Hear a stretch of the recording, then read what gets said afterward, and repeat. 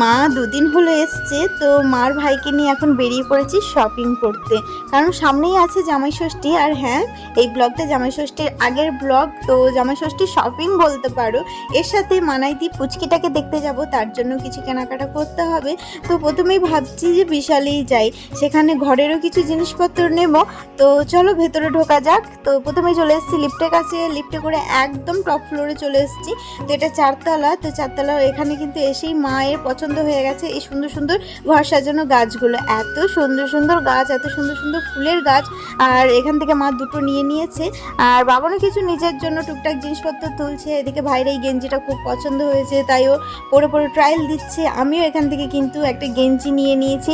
আর এখানে বেশ সুন্দর সুন্দর গেঞ্জি অনেকটা রিজনেবল প্রাইসে পাওয়া যায়। বাবান তো এখানে এসে ছোটাছুটি করছে। আর এই যে পুচকিটার জন্য এই ড্রেসটা পছন্দ হয়েছে। কেমন লাগলো তোমরা জানিও। দেখা হচ্ছে নেক্সট ভিডিওতে। এটা রাধে রাধে।